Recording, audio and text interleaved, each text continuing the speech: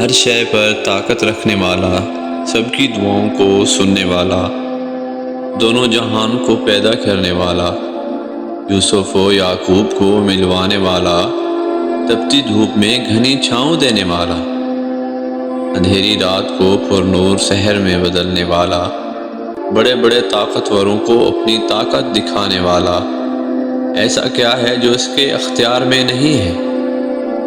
پھر تم کیوں ممکن ناممکن میں الجھے ہوئے ہو؟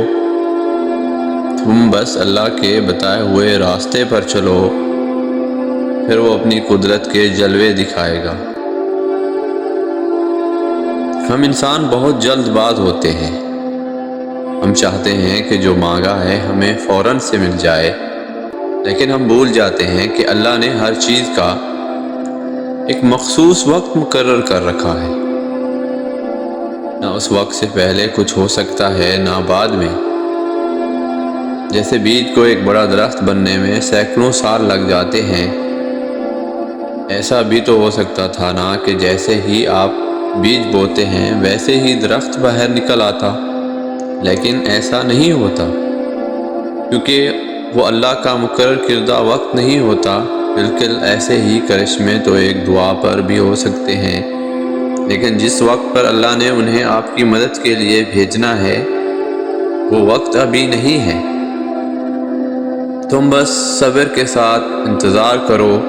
اللہ کسی کی بھی محنت کا معاوضہ نہیں رکھتا۔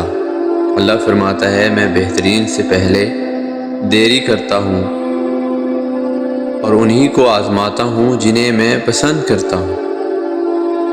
یا اللہ تو میرے نصیب میں وہ لکھ دے جس کی مجھے چاہت ہے، اور وہ دعا جو میری نمازوں میں، وہ دعا جو میرے وجود میں ہے۔ اے رحمان و رحیم، تو دلوں کے حال کو بہتر جانتا ہے۔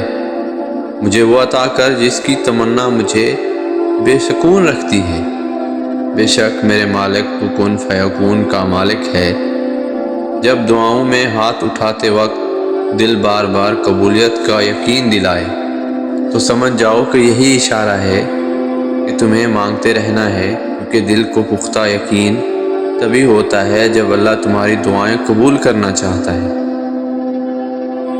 تمہیں یوں ہر بار یقین آ جانا، تمہارے دل میں ہر بار امید کا آ جانا، اور پھر تمہاری دعائیں مانگنا اس بات کی تو دلیل ہے کہ اللہ کے در سے مدد بہت جلد تم تک پہنچے گی، معجزات کی صورت میں۔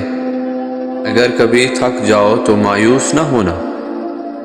خدا سے گفتگو کرنا، سفر کی جستجو کرنا، یہ اکثر ہو بھی جاتا ہے کہ بندہ تھک بھی جاتا ہے۔ مقدر کو برا جانو گے تو یہ ہو بھی جاتا ہے۔ میں نے کہا تم حوصلہ رکھو، وفا کا سلسلہ رکھو، جسے خالق سمجھتے ہو بس اس سے رابطہ رکھو۔ بس اپنا یقین کامل رکھیں۔ جو دعا تم تہجد میں مانگ رہے ہو نا، حقیقت میں تو وہ دعا کب کی قبول ہو چکی ہے۔ وہ دیر وقت اس لیے کر رہا ہے تاکہ تمہارا اس کا رشتہ دعا کا دیر تک برقرار رہ سکے۔ تمہارا تہجد تک پہنچنا یوں بے وجہ تو نہیں ہے۔ آخر کچھ تو ہے جو ناممکن ممکن ہونے والا ہے۔ تمہاری دعاؤں کی قبولیت کی نشانی اس سے بہتر اور کیا ہو سکتی ہے؟ اگر تم تھوڑی سی آزمائش سے ڈر کر اپنا یقین ہار کر بیٹھ جاؤ گے تو تمہاری دعائیں کیسے قبول ہوں گی؟ قبولیت کا ایک اصول ہے، صبر رکھو، دعا کرو اور معجزوں کو پالو۔ جن لوگوں نے آپ کو تکلیف دی ہے انہیں معاف نہ کر سکیں تو بھول جائیں، اپنے معاملات اللہ پر چھوڑ دیں، پھر دیکھنا اللہ تمہیں وہ عطا کرے گا جس کا تمہیں گمان بھی نہیں۔ بس یہ یقین رکھا کریں کہ جو زمین سے نہیں ہوتا وہ آسمان سے ہوتا ہے۔ ایک دن دیکھنا تمہیں سب کچھ عطا کر دیا جائے گا اور تم شکر کے سجدوں سے گر جاؤ گے۔